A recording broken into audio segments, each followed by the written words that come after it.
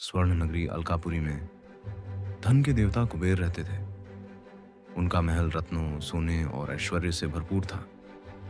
वे अपने वैभव पर गर्व करते थे और मन ही मन सोचते कि पूरे ब्रह्मांड में उनसे बड़ा धनवान कोई नहीं।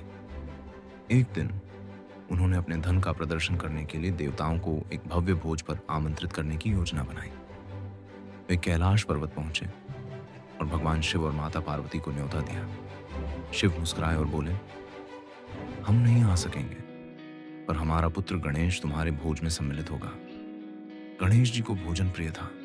वे प्रसन्न हो गए और भोज के लिए चल पड़े। जब गणेश जी अलकापुरी पहुंचे, उनका स्वागत शाही अंदाज में हुआ। स्वर्ण थालियों में मिठाइयां, पकवान और विविध व्यंजन परोसे गए। गणेश जी खाने लगे और खाते ही चले गए। एक थाली, दो थाली, 10। पर गणेश जी की भूख खत्म नहीं हुई। कुबेर के भंडार खाली होने लगे। रसोई में हड़कंप मच गया। जब सारा भोजन समाप्त हो गया तो गणेश जी बोले, अब क्या, मैं तुम्हारा महल ही खा लूं? ये सुनते ही कुबेर कांप उठे। वे भयभीत होकर कैलाश पर्वत की ओर भागे और शिव के चरणों में गिरकर बोले, प्रभु, मेरी परीक्षा मत लीजिए, मैं हार गया, कृपा करें। भगवान शिव शांत भाव से बोले, कुबेर, गणेश की भूख भोजन से नहीं, भक्ति और प्रेम से शांत होती है।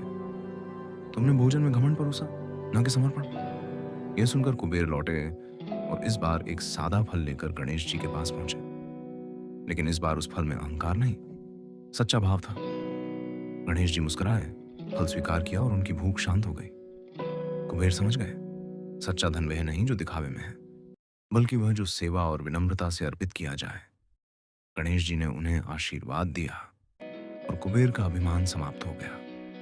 उसी दिन से कुबेर धन के देवता ही नहीं, सेवा और सच्ची भक्ति के प्रतीक भी बन गए।